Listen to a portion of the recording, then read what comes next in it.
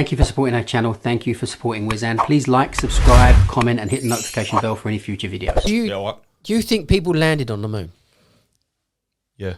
Okay, good. Question it now, though.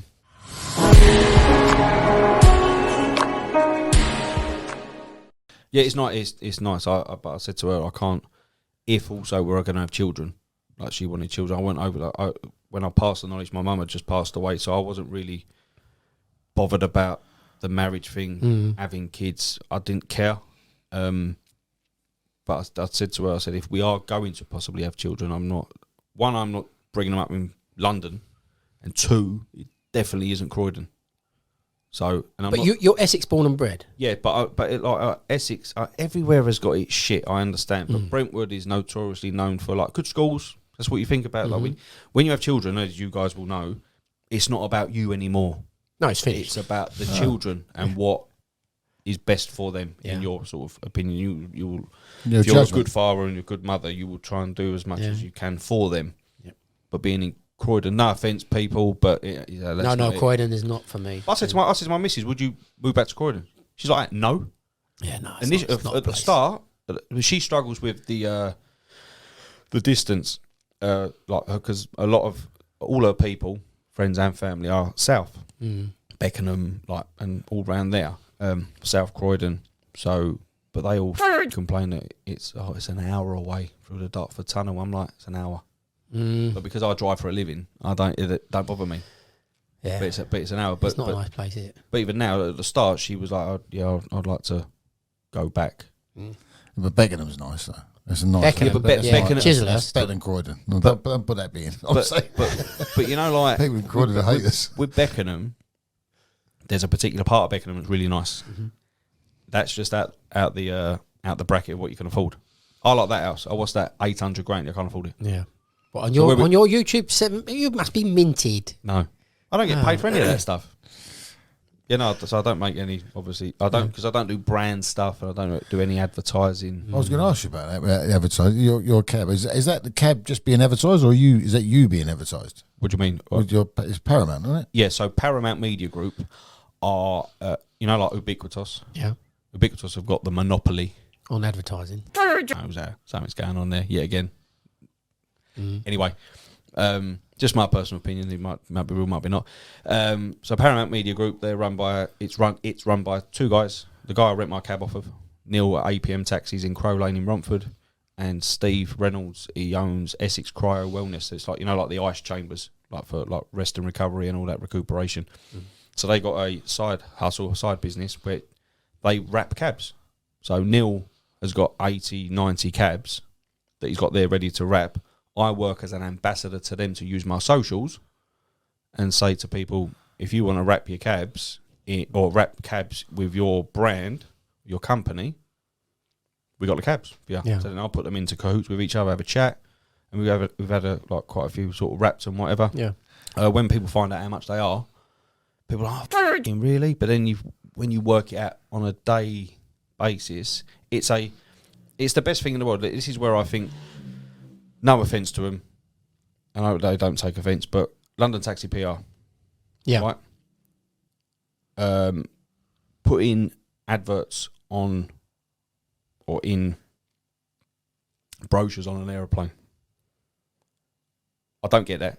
I don't get putting it on the IMAX cinema at Waterloo or billboards and that, because today what we live in is smartphones, right? So it's all about when you have text messages with people and talk about stuff, or trains up to Nottingham, you'll go on social media, you will have like a train line advertising coming up, trains to Nottingham for 22 quid.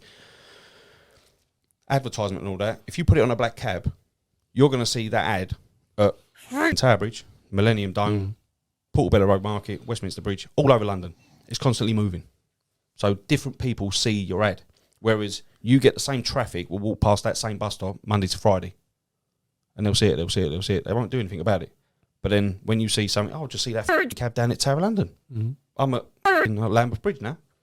So it makes perfect sense. But then trying to sell it to people is a little bit...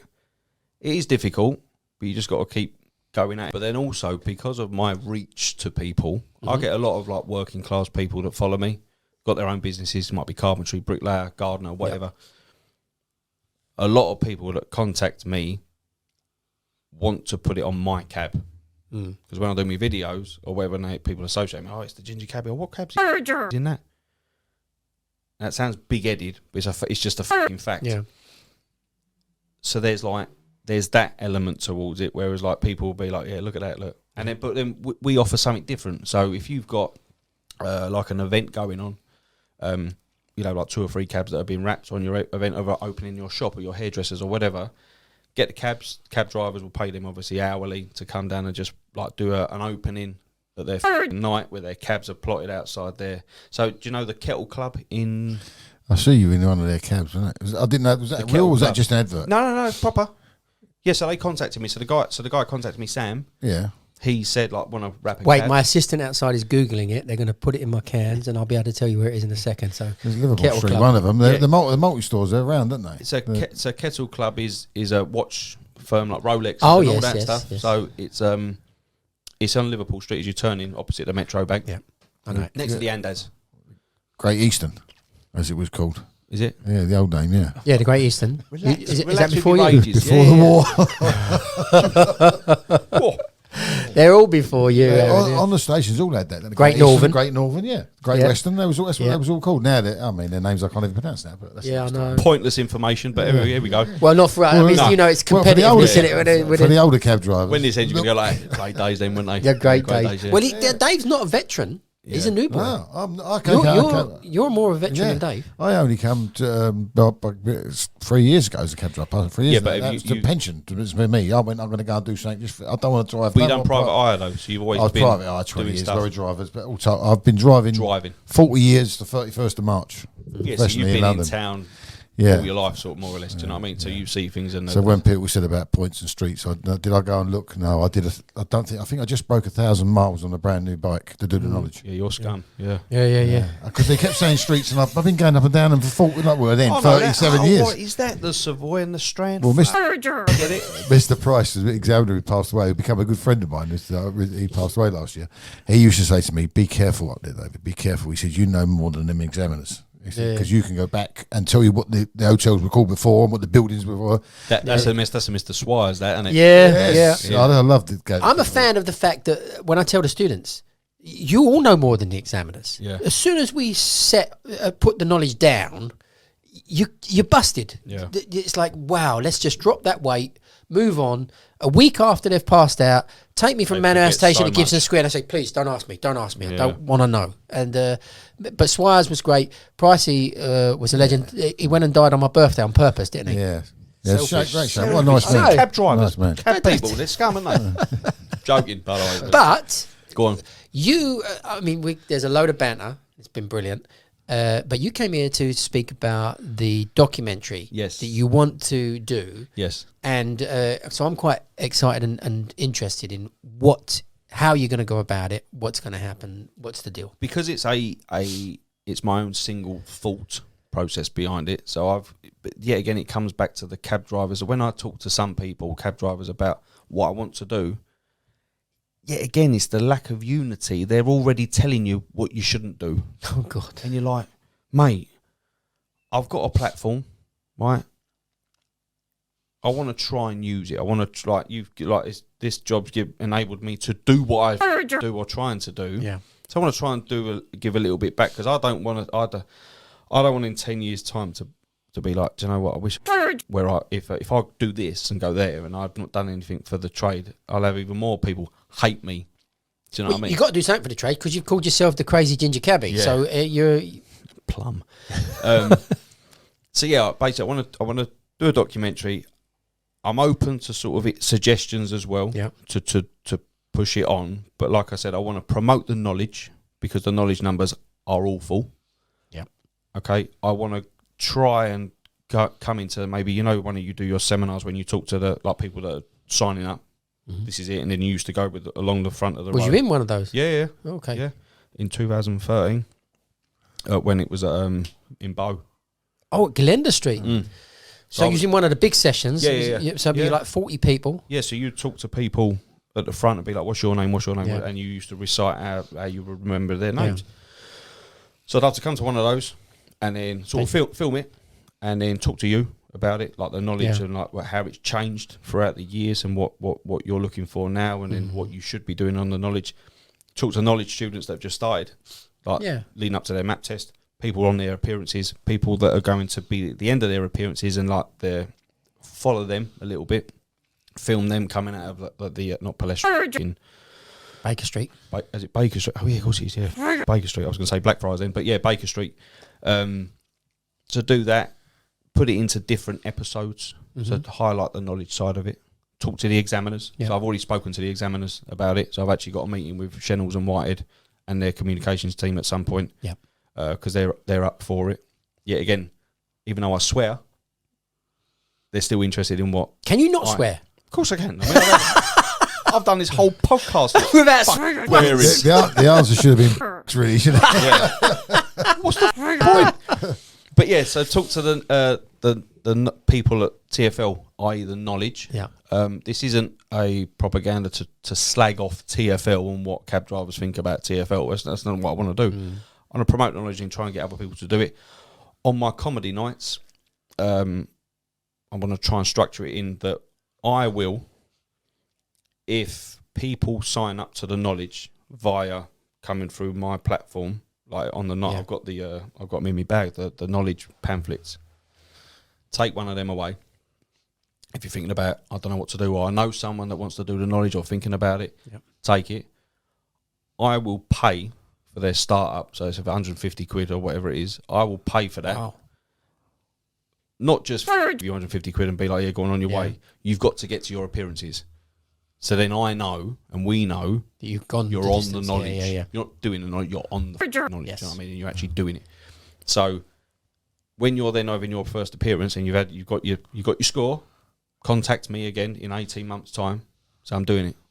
All right, yeah, cool. I'll transfer you 150 quid. Yep. So promote it like that, and to get more people to do it. And then another episode would be to talk to actual cab drivers. Yeah. And their plight or whatever, and where they're at with the job. New drivers towards the end. Why is it? Why are you excited? Yeah. And go into like green huts and like highlight those little bits and the intricate bits that we've got. The cab and the monopoly but the electric route that we're going down. We have to go down, and talk to cab drivers about like how they've had to lose out on decommissioning their old vehicles, or they've, like I said, they've invested X amount of money into their diesel vehicle, a 67 plate TX4. They've lost years on, and how do they feel about driving electric cabs? And does it feel nicer? Would you like your Vitos? And just like make us look a bit more friendly and normal, because people, unless they're involved in this trade, people don't care about us. No. I get it, I understand it, but they really don't care. But they should. But then people like say to me, like cab drivers, yeah, people don't care, so why are they going to watch your documentary? I'm like, even if you think that, don't tell me that. Because it's like I get people that sort of like mock my comedy stuff, like cab drivers, people on Twitter, and I'm like, why do I want to do this for the trade, really? Because no matter what I do, it ain't going to be good enough. So am I going to be able to accept the not the backlash, but the sort of negative side towards things? But listen, like I said, I'm digressing there, but I highlight cab drivers, the mental health side, how like before COVID and after COVID, and how we've lost drivers as well because they've not been able to pay certain bills, and now all of a sudden we're coming through that. The future of the trade, where is it at? And then to talk to people like you, talk to the knowledge bods, talk to unions. Like I said to you before, I've contacted LTDA, and they've, I don't know what's the political term. They've ignored it. Not ignored it, but I've messaged McNamara's personal email. Yeah. And I don't know why. I honestly don't know why. People will then say to me, go to the LCDC or whatever, but then people are saying to me, don't go to them because of this. UCG, if I'm going to go to group or an org out of all of them, it would be them. Well, Trevor Merrills is a student of mine, and I love him. But I'm afraid this fragmentation, you know, the Monty Python PLO, People's Liberation Front of Judea, and it's exactly who we have become. And it's just so upsetting, because my view would be we need to close shop. If you pass out on a knowledge, you're a member of this union, and there's 26,000 of us, that's it. Without that, you have no power. But we seem to be fragmented because so many people finish the knowledge and think that they're like the nuts. Invincible, don't they? Yeah. And then suddenly, I I think actually... you're vulnerable, aren't you? That's when you're vulnerable. Yeah, aren't you? of course, yeah. Your badge around your neck can be taken, can't it? And they love us being fragmented. Any powers to be. That. They know that. But then, again, that's the reason why there's different orgs. And the way Trevor Merrills speaks from this. Oh, yeah. He's from his heart. Absolutely.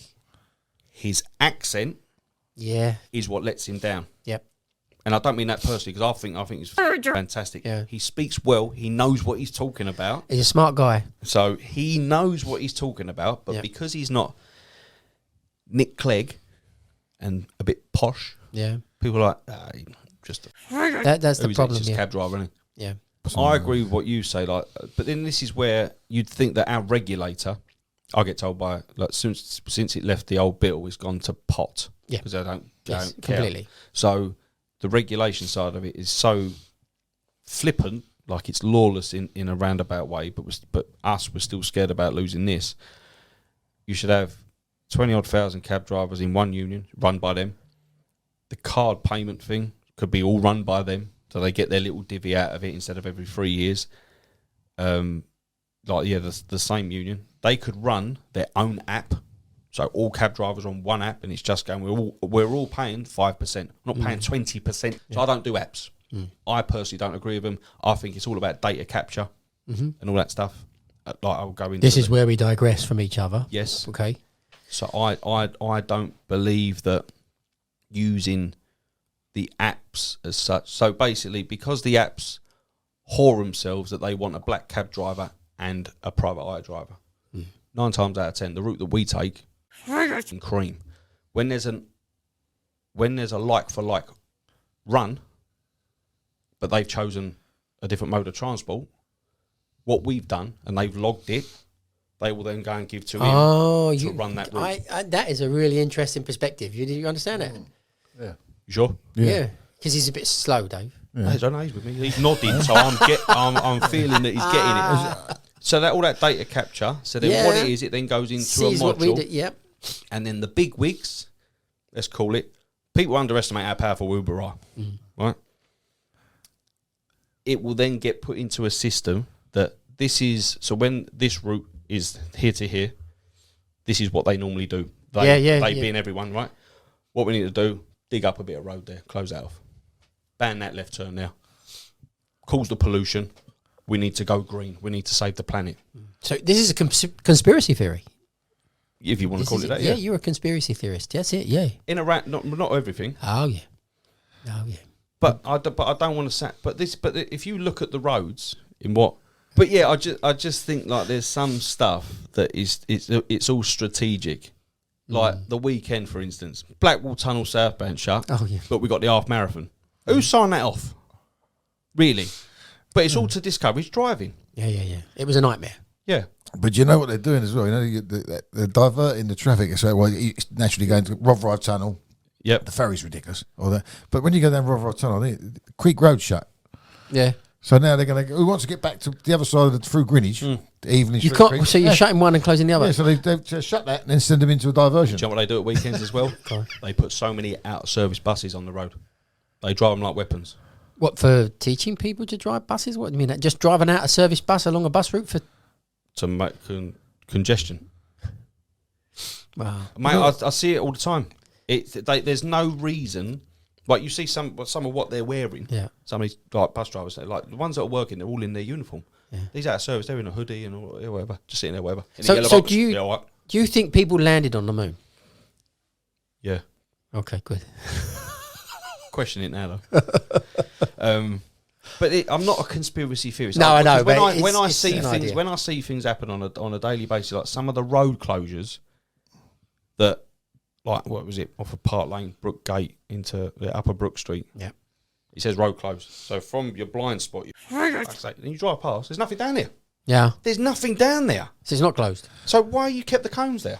Have you seen just only this week? It came on. There was a map, and it's that. What's his name? Will Norman is the cyclist. Guy. He put a map up of all the new green cycle lanes. Here we are, what we've achieved so far. And when you look at all the streets it's on, you go like Hunter Street, Judge Street, and carry on around that we've lost. Yeah. That's what they all are. Yeah. It's completely a map You have got of all the streets we lost. of the busiest train stations in London, and you can't access them. What for? Why? Like the cycle route, like that comes down Midland Road. There's a road that comes around the back. They could have used. I can't remember what the road is. It's where the coach is there on the left. You come down Midland Road. Yeah. There's a side road that goes round back The near the library. Camley Street. No, that's further back there. Oh, you're right you down there. come further down towards the rank where the glass doors are on the left. On the right there's a small road. I can't think of what the road is there on the right. It can go around the back towards the library. Off of Midland Road. I don't know even. I don't know that road at all. Like Judge Street. What? Yeah, that's What? Yeah. I think some of that stuff, I think it's all bent, and I think it's to discourage driving.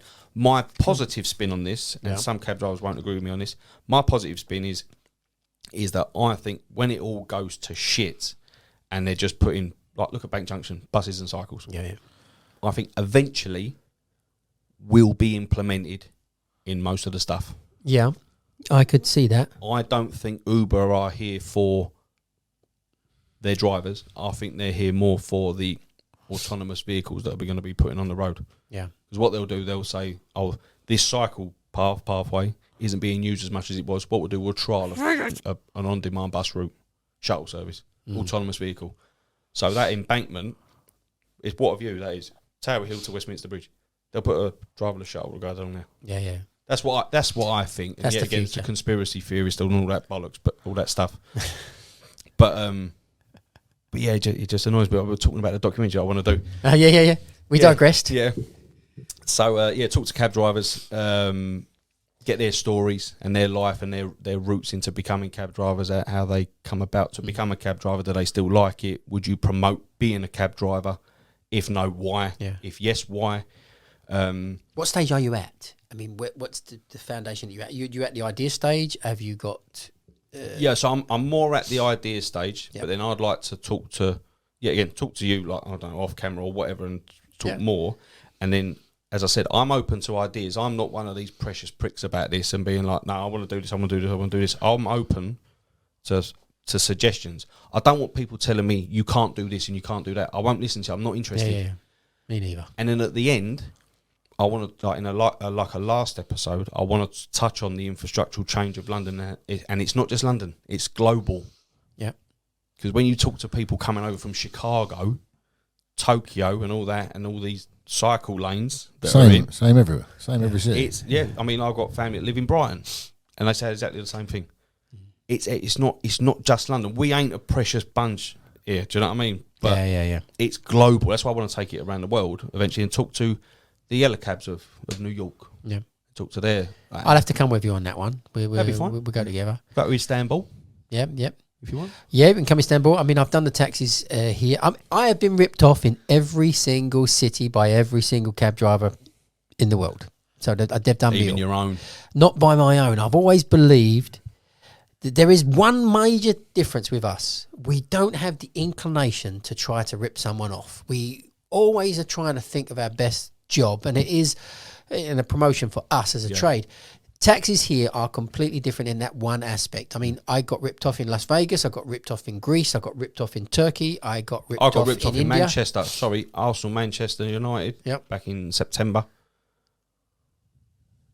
I was trying to run and go and get like the tram back to the hotel to get on the train to get back to London, and I see like a local cab, a proper cab. He went, "Oh, you're going to train station?" I went, "Yeah." I went, "How much?" He went, "Like, how much would it be?" Because I knew it was going to be on the meter. And he went, "Oh, 40 quid." I'm thinking, oh, that's so trumpy, but I just wanted to make the train. And I got there. My mate who got in the cab beforehand £7. Yeah, it's got to be a short one. I was thinking, Yeah, I couldn't. yeah. But like you say, we ain't got it in us to do that. No. Some have. I've not come across them yet. The only time I say higher on the fare is because I just don't want no aggro. I'm only saying higher on the fare. No, I'm not charging you that fare because I'm Yeah. still going to put it on a meter. Yeah. But you've come up and I'm thinking to myself, it's probably going to be at 25 quid, 40 quid. And it's like either I want to put them off or they're getting in and they're not going to be disappointed when they get there and it's 25 quid, 25, whatever yeah, it is, because you think psychologically. And then they go like that, oh, yeah, mate, take 50. Thanks for your honesty. Tips nowadays, by the way, they don't exist. No, the card took away tips, didn't it, really, to a degree? Yeah, but not that I do this, but certain handhelds say it says add tip ? Yeah. But you should see the people that don't want to tip. They're like that. I'm just trying to tap. I just want to tap. Yeah. Okay. Pick an option, yes or no. Yeah, but I just want to tap. Yeah, but it says add tip, yes or no. Oh no. And then you go bottom left. Yeah. Beep, boop. Can I have a blank receipt, please? Oh, yeah. No. Yeah. Yeah, the blank receipt trick. Yeah. Or can I have a book of blank receipts? Yeah, I mean, I've not sold one for 150 quid before. Have you? No, I said I haven't. Yeah, no, but I was Do you have the option to not have the tip on when you put your money in? Do you have the option? What do you use? What system have you got in? Whatever's in the back of the cab. He's got, Oh, he ain't got one. cab He hasn't vision got one in in my one. Mandel's. He hasn't got a handheld. No, this is in the cab vision, and when you put it, you can have. It says You can have 5%, 10%, 15%. no. It says ask them for a tip or don't ask. Okay. And if it's someone just going over the bridge to work in the mornings, I don't ask. I don't bother just going. London to the Bridge office, to you know. Gracechurch Street. Yeah. So I can't drive any further. You- £7.60. I explained to people why there is you should think, why should you tip the taxi driver? Yeah. And I had one fare once, and it was something like 1998. It was 1998. It was £3.60. Yeah. It was about 19 miles. We done £3.60 because I was good at what I did. I knew the shortest journey. £3.60. This guy went to Moorgate, and he got out, and he gave me £4, and he waited for the 40p, which is fine. It's not though, but go on, No. yeah, go on. So I gave him his 40p back, and he walked away. And the next minute, you hear a phone ringing in the back. I've left my phone in your cab. Can you bring it to me? And you think, you're the guy who just waited for his 40p. And for 40p, I would have took the phone. I'd have got to Moorgate and I'd have dropped it off at your office. It would have been no problem at all. But right charged now, it for you and everything. yeah, now it's in Baker Street. And now it's going to get me 75 quid or whatever. Yeah, there's a commission that it goes to the charity, to the police. I've never collected any of my lost property commissions. They all go to the police charity if you don't collect anything. So then I thought that's why you maybe want to tip the taxi driver, not for the fact of the route or whatever. You get out of a cab, the amount of things that have been left in cabs. The best one that I've had, I had a lot of man bag, but you know where you hold your like passports in and all that. It's Yeah. the Ziploc Louis Vuitton. Dropped this couple off to the hotel on Berners Street or Newman Street, whatever that is. It was a paint factory, the paint shop. Anyway, someone else got in the cab, and then I'm in South London, in Camberwell, and I was like, "Oh, this is in the back. It's black because you couldn't see it. It was on the floor." And they passed it through to me, and I was like, "Oh, it must be the ones from the previous job." So I turned my light off, drove all the way there. And when I say turn my light off, I was running the meter because it's like you got to pay me fare, whatever. So got there, parked up, and I had it in my pocket. And then a doorman come up to me, and I said, I had my badge, and I said, some patrons left their stuff in the back of the cab. Oh, come with me. Took me through. They was having dinner, and then like the woman sitting there crying. Oh, dear. Italian couple, and he was like, "Mamma mia," and all this Italian stuff. And I'm like, you know what's going on here? He came up to me. He gave me €350, and he said, "Thank you." And he said, in there is a diamond ring. He said, "I'm going to propose to my to my girlfriend tonight." And he said, "Thank you very much." And he cried and he shook my hand and everything. And I was like, I didn't want to take the money. No, But you did. And I felt really bad because it was like £32 on the bit. And I was thinking, I've just made his life here. But he gave me €350. You're asking for the 32. when he gave you the 350, it's 32 quid, so it's 382. The exchange rate worked out in my favour just at that point. But I thought they're the nice stories because proper people are going to pay you. I remember a geezer I dropped off of Walton Street off of Cadogan Gardens, Walton Street. Yeah.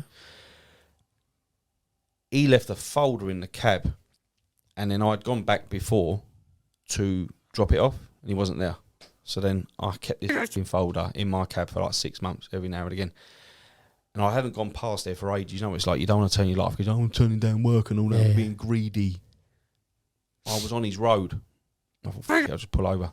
And he knocked on the door, and he was like, what's this? And I said, oh, this is documentation that you left in the back of my cab. And it was all like, it looked sort of like important. He was over the moon. Over the moon? Gave me a fiver. Yeah. Gave me a fiver. I thought I've had that for 7 months, eh? Can we say famous people on here? Yeah, sure. I took Lulu from Little Venice. This is some years ago. And, took her son at a restaurant in Ivory Corner. I don't know if he's still got it there, but she gave me a 20p tip, and I thought it was a good route. Yeah. Lulu gave me 20 pence. Famous people are tight. 20 pence. Famous from people Lulu. are tight. Yeah, they are tight. I'd Chris Eubank in once, £4.20. He was trying to tell me how to drive up Yeah. Grosvenor Place. Eubank's terrible as a customer. £4.20 we went, and he gave me £3. So then I took a picture with him. I said, do you mind if I have a picture? You charge you for the picture? No, because I've heard that story before. Yeah.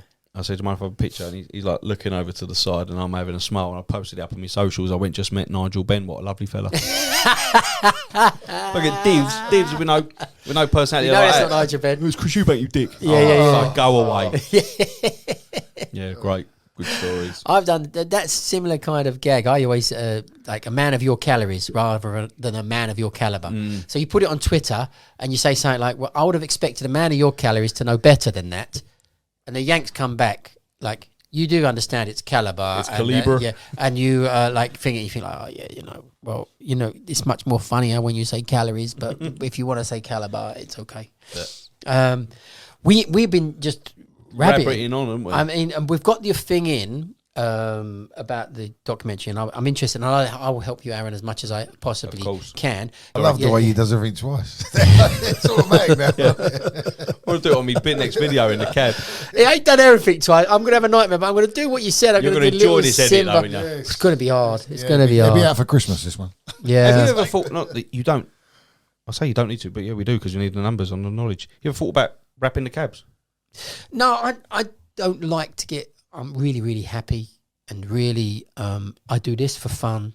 I don't need. You're a bored millionaire. Kind of. Yeah, that's fair. And I had one question I did want to ask you. I saw on one of your podcasts, the guy asked you who's your favourite comedians, and I thought, no, not favourite. Who's the comedian you don't like?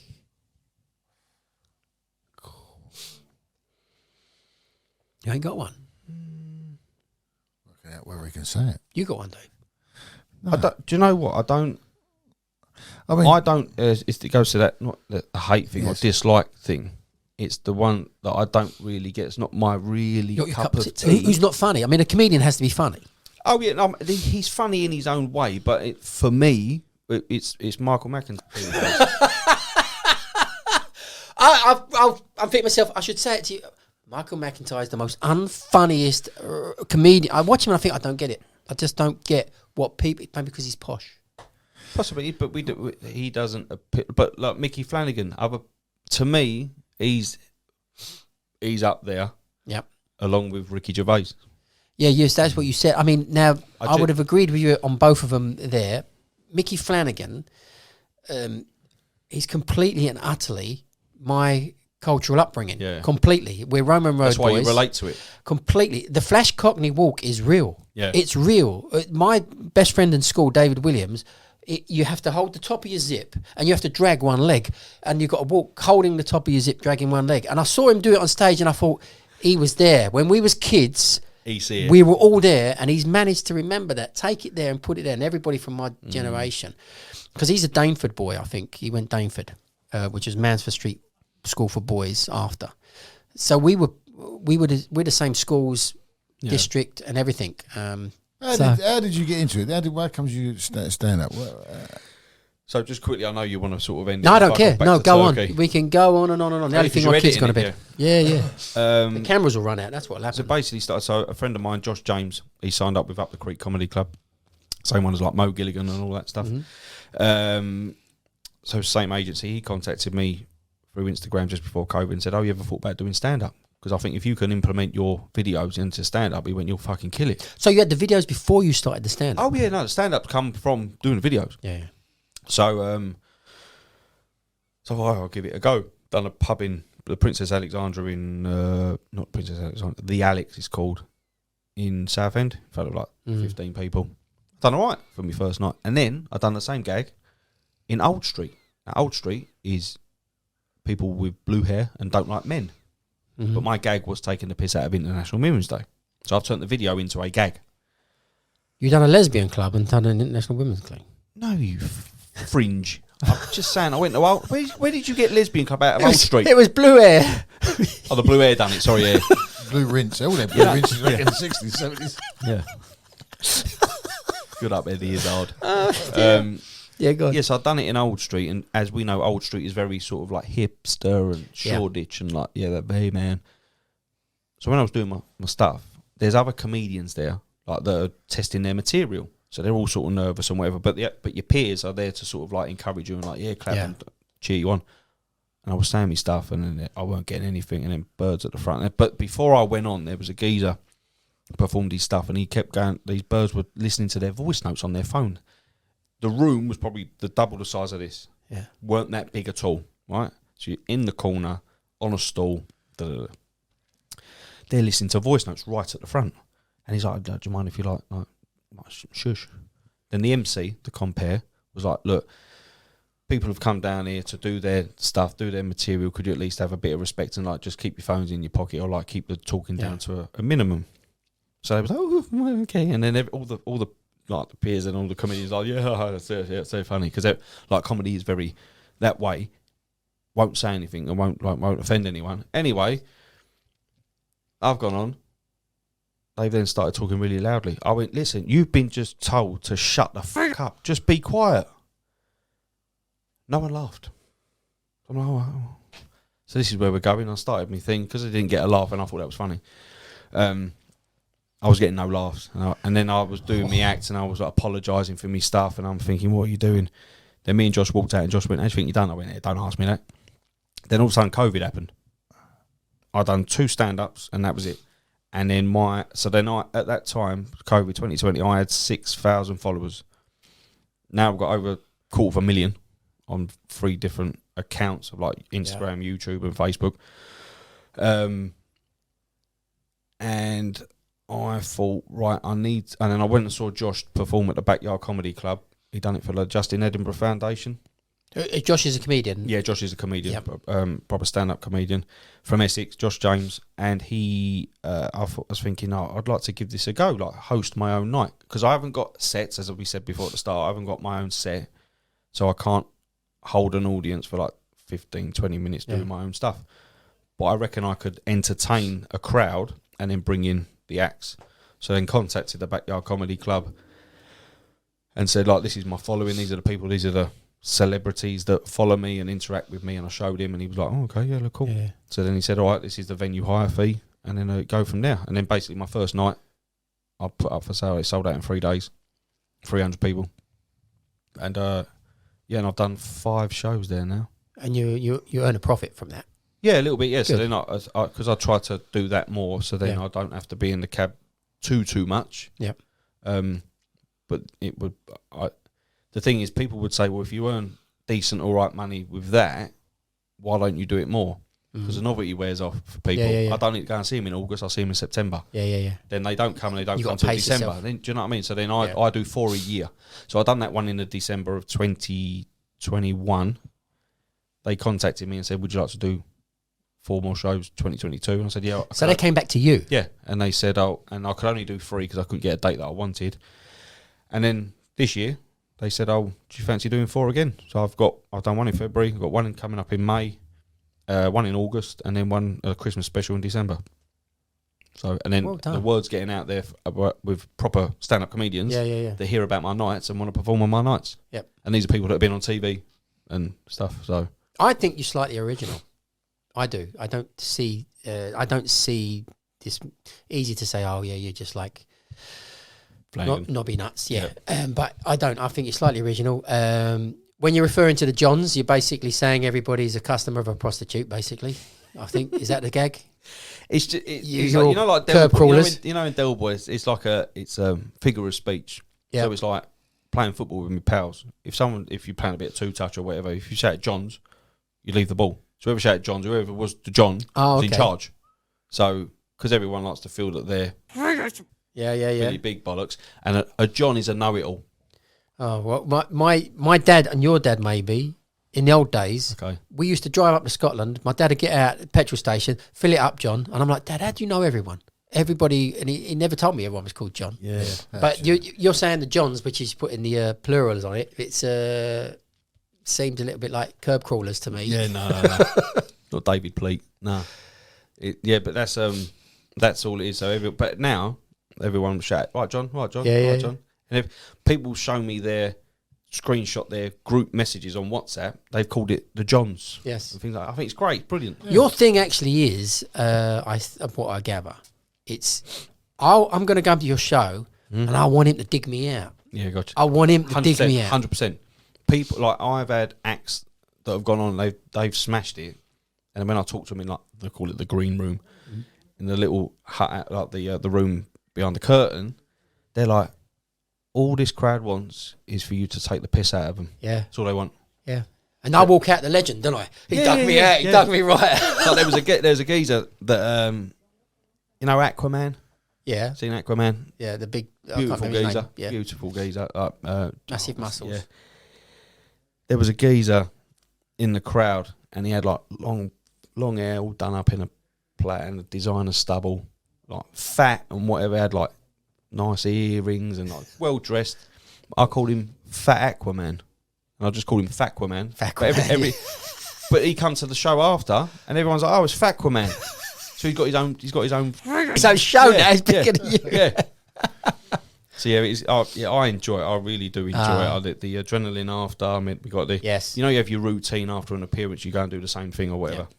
So me and my father-in-law, we go down to McDonald's on the A13 on the way home. Plot up there and just chill out and just stuff our face with McDonald's. That's your routine. It would be. Mine would be like a cognac or something. Like I drive to my appearance to my gigs. Yeah, because I have to get in the zone, and I panic and I get sweaty hands and I walk in and everyone's like, "Can I have a picture? Can I have a picture?" Yeah.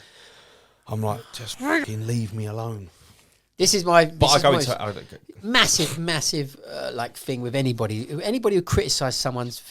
You have never stepped in front of an audience, and you do not. Anybody who does it needs respect. I look at comedians, and you can see him dying. You can see it thinking, and I don't feel terrible for him. I think, wow, it's bravery. Yeah, and sure. I wish you massive success because I actually quite like it. I can see where it's going to go, and when I come to your gigs, I will buy my tickets because I'm a believer in if you support something, you buy your tickets. You don't ask for free tickets, but I want to be dug right out. Yeah, you dig me right out, so I can take my Me and Dave are coming at the back. Yeah, Dave. He'll be clinking these fucking cappuccinos together. Yes, come on, knobhead, make me laugh.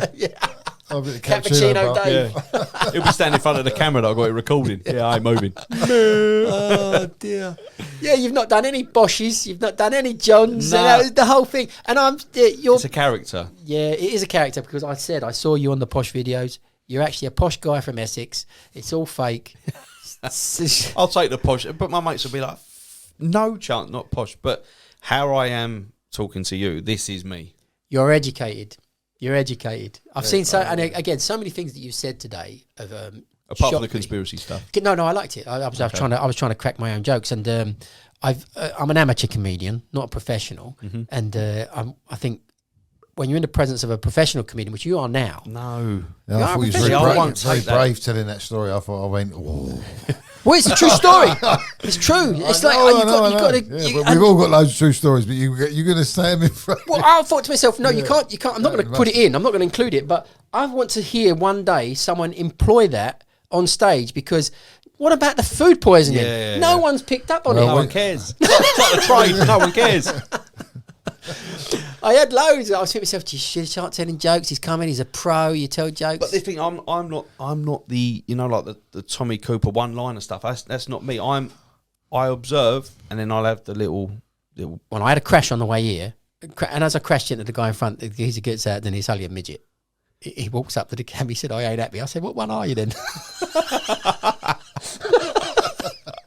Big ginger fella stood out in front of the cab, and he stopped me in Oxford Street.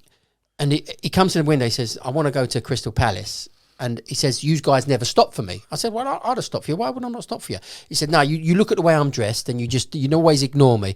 I said, "Honestly, mate, I'd have stopped for you. Get in." He gets in the cab. So he wants to go to Crystal Palace. I'm just about Oxford Circus. I think, well, okay, I'll go down Regent Street. So I'm going down Regent Street. And as I'm going down Regent Street, an old Bill car comes right up beside me with its lights on. And the old Bill's looking at me. And I think, what's going on here? And as he does that, a big parcel comes through the partition window, lands in the luggage compartment. I'm thinking, where? And as I look back, the old Bill puts its lights on and shoots off. And I think, oh, shit, this was wrong timing.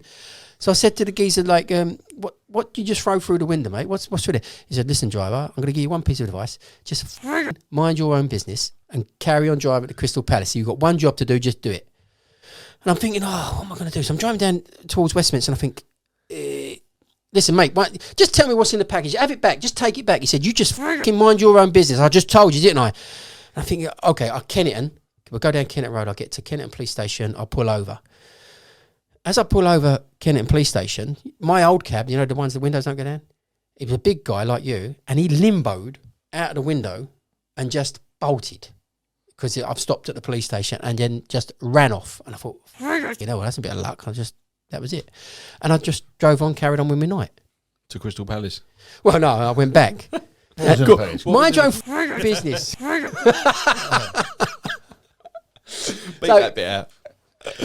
Classics. What you got, Dave? Nothing. Ken Dodd joke. I was out. I've got a picture on there of me and Ken Dodd when he was obviously he was a lovely fella. Your battery's gone on your phone anyway. Has it?